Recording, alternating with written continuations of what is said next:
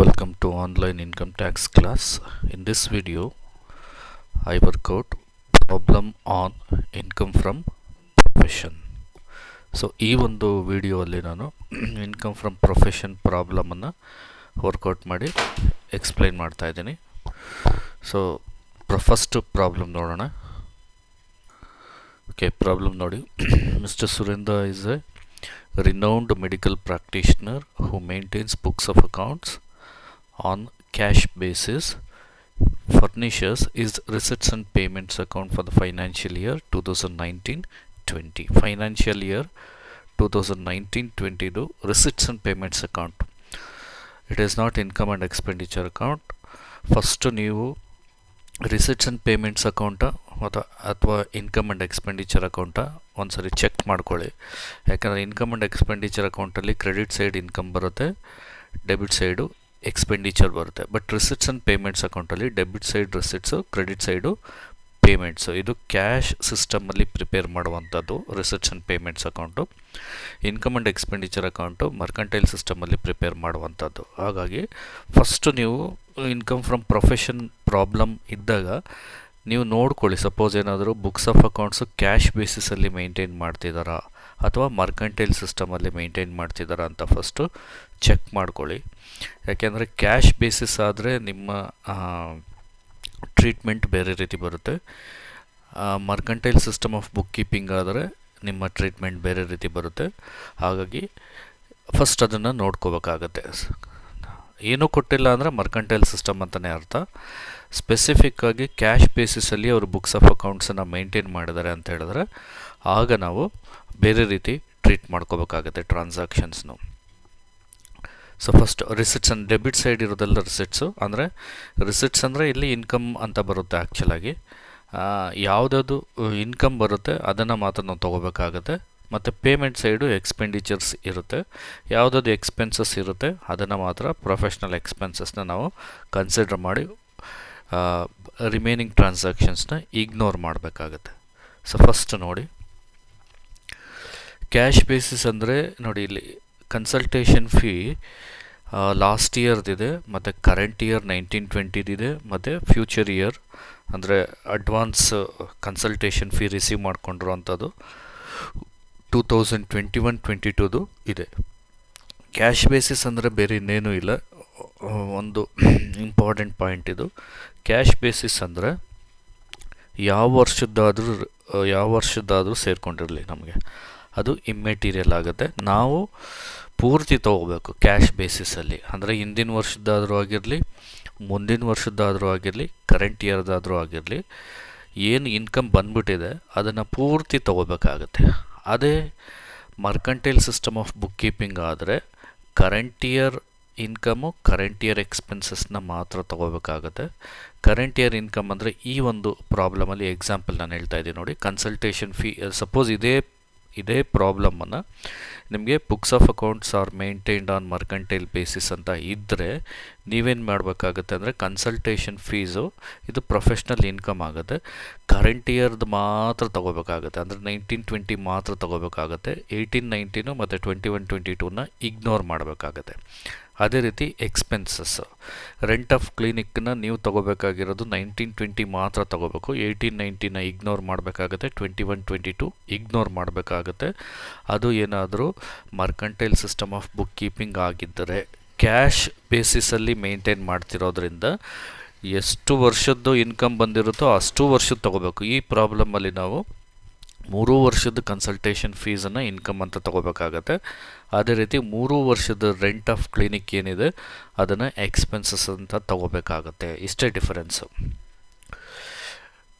Mercantile system of book ಅಂದರೆ mercantile system ಅಂದು ಅಂದರೆ ಅಕ್ರೂಯಲ್ ಸಿಸ್ಟಮ್ ಅಂದರೂ ಒಂದೇ.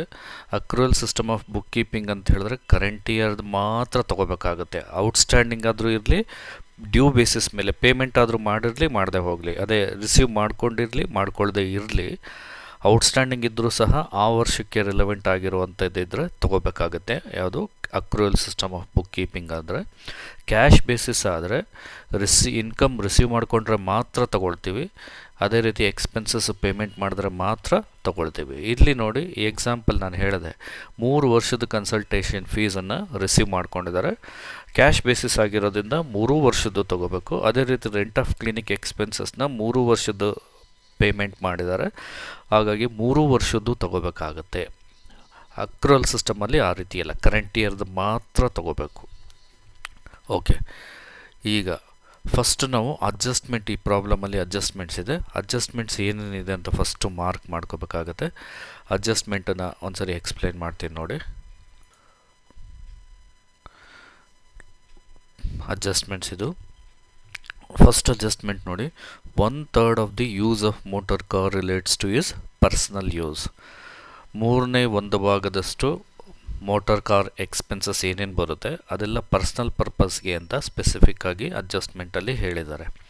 ಹಾಗಾಗಿ 2/3 ಬಿಸ್ನೆಸ್ ಪರ್ಪಸ್ಗೆ ಯೂಸ್ ಮಾಡಿದ್ದಾರೆ ಅಂತ.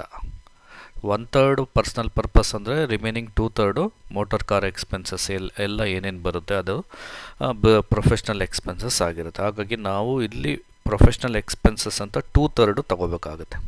ಮತ್ತು depreciation on motor car allowable 15% ಕೊಟ್ಟಿದ್ದಾರೆ. Books it is at 40%, surgical equipments 15%. So ಇಲ್ಲಿ ನಾವು ಡಿಪ್ರಿಸಿಯೇಷನ್ ಕೊಟ್ಟಿರೋ ಯಾವ್ದಾದ್ರು ಕೊಟ್ಟಿದ್ದಾರೆ, ಮೋಟರ್ ಕಾರು, ಬುಕ್ಸ್ ಮತ್ತು ಸರ್ಜಿಕಲ್ ಎಕ್ವಿಪ್ಮೆಂಟ್ಸ್ ಕೊಟ್ಟಿದ್ದಾರೆ. ನಾವು ರಿಸಿಟ್ಸ್ ಆ್ಯಂಡ್ ಪೇಮೆಂಟ್ಸ್ ಅಕೌಂಟಲ್ಲಿ ಪೇಮೆಂಟ್ ಸೈಡು ಚೆಕ್ ಮಾಡ್ಕೋಬೇಕು.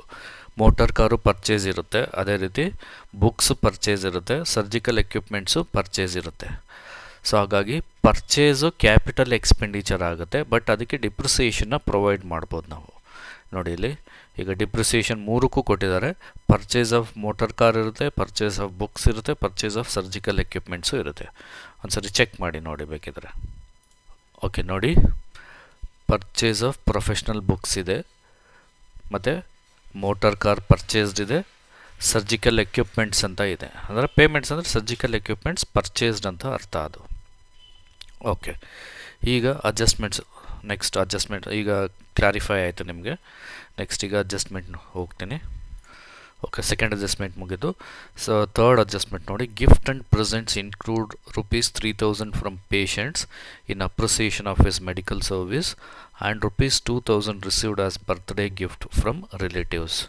ಗಿಫ್ಟ್ಸ್ ಆ್ಯಂಡ್ ಪ್ರೆಸೆಂಟ್ಸ್ ಅಂತ ಏನಿದೆ ರಿಸಿಟ್ಸ್ ಆ್ಯಂಡ್ ಪೇಮೆಂಟ್ಸ್ ಅಕೌಂಟಲ್ಲಿ, ರಿಸಿಟ್ ಸೈಡು ಅದರಲ್ಲಿ 3,000 ಗಿಫ್ಟ್ ಬಂದು ಪೇಷಂಟ್ಸಿಂದ ರಿಸೀವ್ ಮಾಡ್ಕೊಂಡಿರೋದು ಡಾಕ್ಟರು, ಮತ್ತು 2,000 ಬರ್ತ್ಡೇ ಗಿಫ್ಟ್ ಅಂತೇಳಿ ರಿಸೀವ್ ಮಾಡ್ಕೊಂಡಿರೋದು ಅಂತ ಅಡ್ಜಸ್ಟ್ಮೆಂಟಲ್ಲಿ ಇದೆ.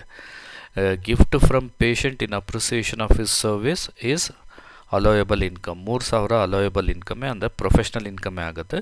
ಬಟ್ ಈ 2,000 ಪ್ರೊಫೆಷ್ನಲ್ ಇನ್ಕಮ್ ಅಲ್ಲ. ಹಾಗಾಗಿ ಕೊಟ್ಟಿರೋಂಥ ಗಿಫ್ಟ್ಸ್ ಆ್ಯಂಡ್ ಪ್ರೆಸೆಂಟ್ಸ್ ಅಂತ ಏನಿದೆ ಅದರಲ್ಲಿ ₹2,000 ಮೈನಸ್ ಮಾಡಬೇಕಾಗುತ್ತೆ, ಯಾಕೆಂದರೆ ಅದು ಪ್ರೊಫೆಷ್ನಲ್ ಇನ್ಕಮ್ ಅಲ್ಲ. Next, closing stock of medicine amounted to ₹5,500 ಇದೆ. ಸೊ ಯಾವಾಗಲೂ ಕ್ಲೋಸಿಂಗ್ ಸ್ಟಾಕ್ ಆಫ್ ಮೆಡಿಸನ್ಸ್ ಇದೆ ಅಂತ ಹೇಳಿದ್ರೆ ನಾವು ರಿಸಿಟ್ಸ್ ಆ್ಯಂಡ್ ಪೇಮೆಂಟ್ಸ್ ಅಕೌಂಟಲ್ಲಿ opening stock of medicine plus purchase of medicines minus closing stock of medicines minus ಮಾಡಿದ್ರೆ ನಮಗೆ cost of medicines consumed during the year ಬರುತ್ತೆ. ಸೊ ಯಾವ ರೀತಿ ನಾವು ಕಾಸ್ಟ್ ಶೀಟಲ್ಲಿ ಮಾಡಬೇಕಾದ್ರೆ ರಾ ಮೆಟೀರಿಯಲ್ಸ್ನ opening stock of raw material plus purchase of raw material minus closing stock of raw materials ಅಂತ ಮೈನಸ್ ಮಾಡಿದಾಗ ನಮಗೆ raw materials consumed during the year ಅಂತ ಬರ್ತಿತ್ತು. ಅದೇ ರೀತಿ ಇಲ್ಲಿನೂ ಅಷ್ಟೇ ಕ್ಲೋಸಿಂಗ್ ಸ್ಟಾಕ್ ಆಫ್ ಮೆಡಿಸನ್ಸ್ ಕೊಟ್ಟಿರೋದ್ರಿಂದ ಪರ್ಚೇಸ್ ಇದ್ದೇ ಇರುತ್ತೆ ರಿಸಿಟ್ಸ್ ಆ್ಯಂಡ್ ಪೇಮೆಂಟ್ಸ್ ಅಕೌಂಟಲ್ಲಿ. ಅದನ್ನು ನೋಡಿಕೊಂಡು ಓಪನಿಂಗ್ ಸ್ಟಾಕ್ಗೆ ಪರ್ಚೇಸಸ್ ಆಫ್ ಮೆಡಿಸಿನ್ಸ್ನ ಆ್ಯಡ್ ಮಾಡಿ ಕ್ಲೋಸಿಂಗ್ ಸ್ಟಾಕ್ ಆಫ್ ಮೆಡಿಸಿನ್ಸ್ನ ಮೈನಸ್ ಮಾಡಿದ್ರೆ ನಮಗೆ medicines consumed during the year ಬರುತ್ತೆ. ಇದಿಷ್ಟು ಅಡ್ಜಸ್ಟ್ಮೆಂಟು. ಸೊ ಈಗ ಪ್ರಾಬ್ಲಮ್, ಫಸ್ಟ್ ಅಡ್ಜಸ್ಟ್ಮೆಂಟ್ಸ್ ಏನಿದೆ ಅದನ್ನು ಮಾರ್ಕ್ ಮಾಡ್ಕೊಳ್ಳೋಣ. ನೋಡಿ, ಮೋಟಾರ್ ಕಾರ್ಗೆ ಯಾಕಂದರೆ ಡಿಪ್ರಿಸಿಯೇಷನ್ ಇದು 1/3 of motor car is used for personal purpose ಅಂತ ಇದೆ. ಹಾಗಾಗಿ ಅದು ಯಾವುದಕ್ಕೆ ಅಪ್ಲೈ ಆಗುತ್ತೆ ಅಂದರೆ ಡಿಪ್ರಿಸಿಯೇಷನ್ ಆನ್ ಮೋಟಾರ್ ಕಾರ್ಗೆ ಅಪ್ಲೈ ಆಗುತ್ತೆ. ಹಾಗಾಗಿ ಮೋಟಾರ್ ಕಾರ್ ಪರ್ಚೇಸ್ಡಲ್ಲಿ ಎ ಅಂತ ಇಂಡಿಕೇಟ್ ಮಾಡಿದ್ದೀನಿ. ದೆನ್ ಕಾರ್ ಎಕ್ಸ್ಪೆನ್ಸಸ್ಗೂ ಅದು ಅಪ್ಲೈ ಆಗುತ್ತೆ. ಹಾಗಾಗಿ 2ಕ್ಕೆ ಅಡ್ಜಸ್ಟ್ಮೆಂಟ್ ಇದೆ. ದೆನ್ ನೋಡಿ, ಬುಕ್ಸ್ ಪರ್ಚೇಸ್ ಮತ್ತು depreciation on second adjustment depreciation on books ಮತ್ತು ಡಿಪ್ರಿಸಿಯೇಷನ್ ಆನ್ ಸರ್ಜಿಕಲ್ ಎಕ್ವಿಪ್ಮೆಂಟ್ಸ್ ಇದೆ, ಅದಕ್ಕೂ ಮಾರ್ಕ್ ಮಾಡ್ಕೊಂಡಿದ್ದೀನಿ ಅಡ್ಜಸ್ಟ್ಮೆಂಟ್ಸ್ ಅಂತ ಹೇಳಿ. ನೆಕ್ಸ್ಟು ಗಿಫ್ಟ್ಸ್ ಆ್ಯಂಡ್ ಪ್ರೆಸೆಂಟ್ಸ್ಗೆ ಅಡ್ಜಸ್ಟ್ಮೆಂಟ್ ಇದೆ. 2,000 ರೂಪಾಯಿ ಅಂದರೆ 5,000 ರೂಪಾಯಲ್ಲಿ 2,000 ಪರ್ಸ್ನಲ್ ಗಿಫ್ಟು ರಿಸೀವ್ ಮಾಡ್ಕೊಂಡಿರೋದು, ಹಾಗಾಗಿ 2,000 ಪ್ರೊಫೆಷ್ನಲ್ ಇನ್ಕಮ್ ಅಲ್ಲ. ನೆಕ್ಸ್ಟು ಮೆಡಿಸನ್ಸ್ಗೆ ಅಂದರೆ ಪರ್ಚೇಸ್ ಆಫ್ ಮೆಡಿಸನ್ ಆಗಲೇ ಹೇಳಿದೆ, ಅದಕ್ಕೆ ಅಡ್ಜಸ್ಟ್ಮೆಂಟ್ ಇದೆ. ಕ್ಲೋಸಿಂಗ್ ಸ್ಟಾಕ್ ಆಫ್ ಮೆಡಿಸನ್ಸ್ ಅಂತ ಇದೆ, ಇಲ್ಲಿ ಓಪನಿಂಗ್ ಸ್ಟಾಕ್ ಆಫ್ ಮೆಡಿಸನ್ಸ್ ಇಲ್ಲ, ಹಾಗಾಗಿ ನಾವು purchase of medicines minus closing stock of medicines so that we get cost of medicines consumed during the year. So ಇದಿಷ್ಟು ಅಡ್ಜಸ್ಟ್ಮೆಂಟ್ ಆಯಿತು. ಈಗ ನಾವು ಮಾರ್ಕ್ ಮಾಡ್ಕೋಬೇಕಾಗಿರೋದು ರಿಸಿಟ್ಸ್ ಆ್ಯಂಡ್ ಪೇಮೆಂಟ್ಸ್ ಅಕೌಂಟಲ್ಲಿ ಯಾವುದು ಪ್ರೊಫೆಷ್ನಲ್ ಇನ್ಕಮ್ಮು, ಯಾವುದು professional expenses. Income and expenditure ಅಕೌಂಟಲ್ಲಾದರೆ professional income credit side ಬರುತ್ತೆ.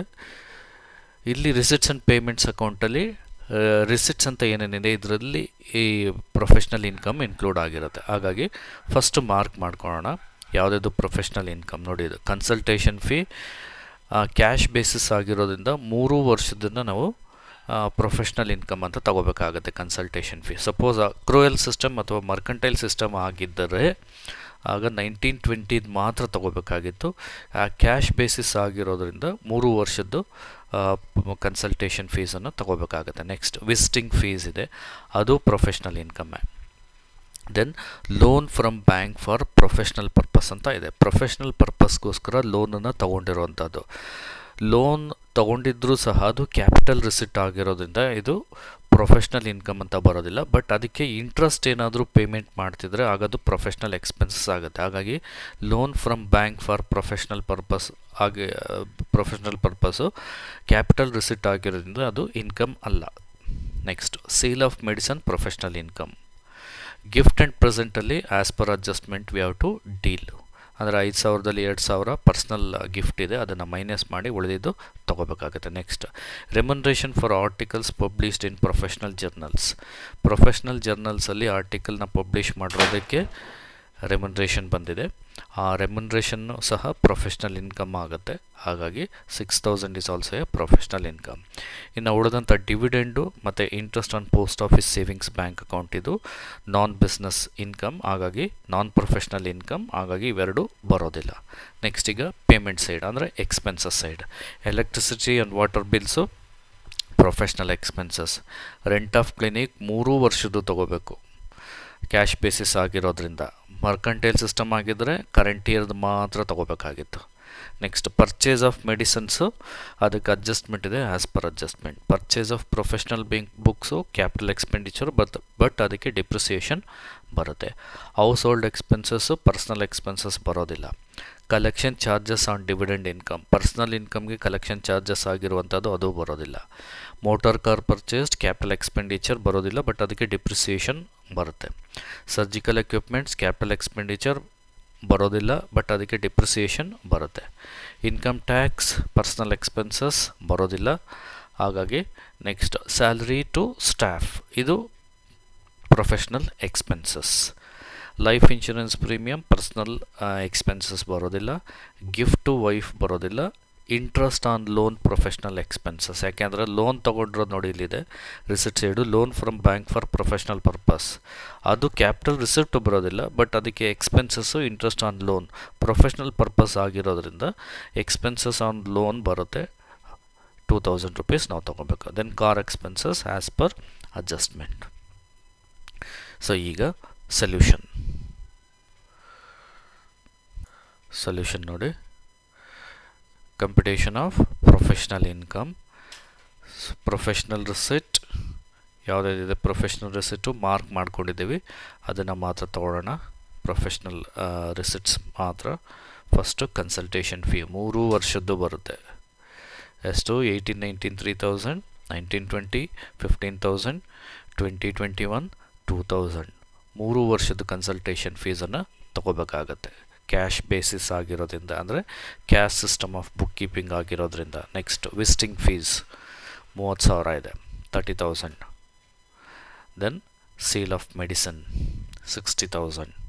Then remuneration for articles published 6,000.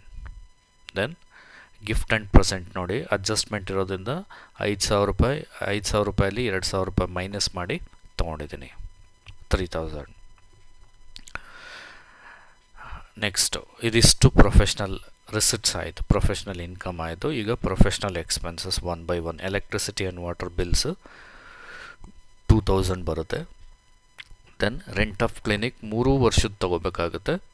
18, 19, 600, 19, 20, 4,800, 20, 21, 600. 3 ವರ್ಷದ ರೆಂಟ್ ಆಫ್ ಕ್ಲಿನಿಕ್ನ ತೊಗೊಂಡಿದ್ದೀನಿ. Then salary to staff 15,000.